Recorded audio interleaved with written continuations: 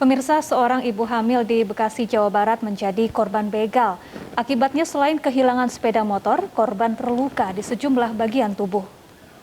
Tadi orang bilang ada yang begal. Saya minta tolong, orang malah pada kenceng, Pak. Suharlina, warga Bantar Sari, Bekasi, Jawa Barat menjadi korban begal saat hendak pergi ke pasar. Ia dibegal oleh dua pelaku yang mengenakan jaket bertudung dan langsung merampas sepeda motor korban. Korban sempat melawan, namun korban ditendang pelaku hingga tersungkur. Akibatnya, korban yang tengah hamil 5 bulan terluka di sekujur tubuhnya. Ikutin dari belakang terus dipepet, mau diambil kunci, pas disuk-surukin, jatuh, saya disuk-surukin lagi, ada orang megang motor, ya udah minta tolong ya, nggak ada yang nolongin. Pelaku berjumlah berapa orang, Bu?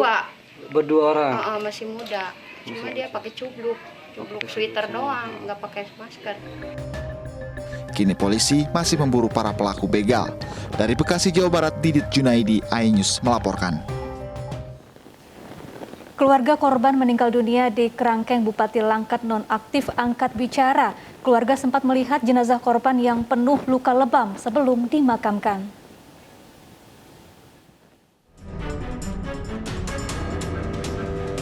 Duka kembali dirasakan keluarga Abdul Sidik Isnur, salah satu korban meninggal dunia di kerangkeng Bupati Langkat nonaktif.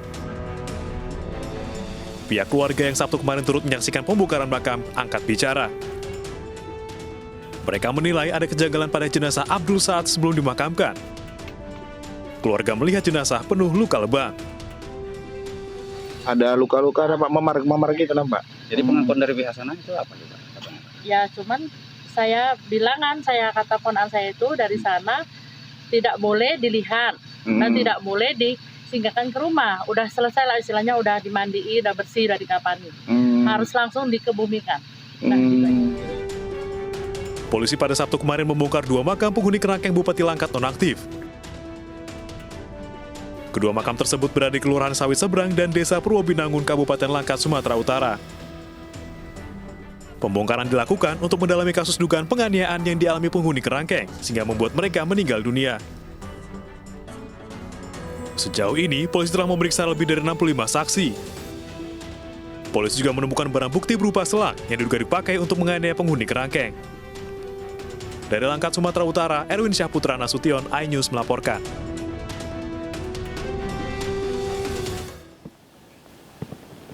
Pemirsa, tes pramusim MotoGP di sirkuit Mandalika kini memasuki hari ketiga. Di hari terakhir tes ini, para pembalap fokus pada latihan start.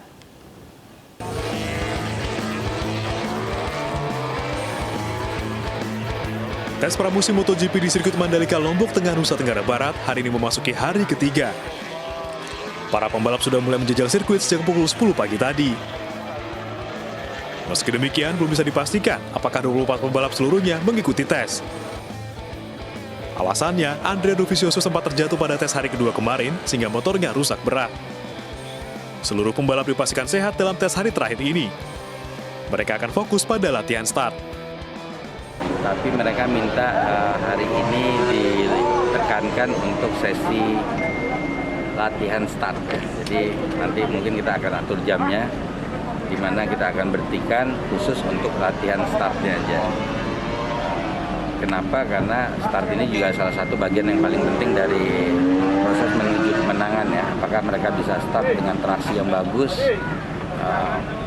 melewati tikungan dalam grup posisi yang di depan sehingga dapat mengejar catatan waktu. Tes pramusim hari kedua kemarin berjalan cukup lancar. Namun lintasan sirkuit harus rutin dibersihkan setiap 2 minggu dengan track J-Track dan juga track sweeping. Usai tes pramusim di Mandalika, para pembalap akan bertolak ke Qatar untuk mengikuti musim MotoGP 2022. Dari Lombok Tengah, Nusa Tenggara Barat, Emma Widiawati, iNews melaporkan.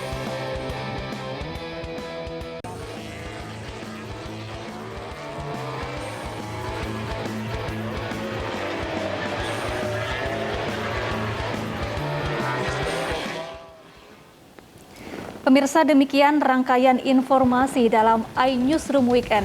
Ingat, jangan lengah, COVID belum musnah. Saya Syafaati Suryo pamit, salam sehat dan sampai jumpa.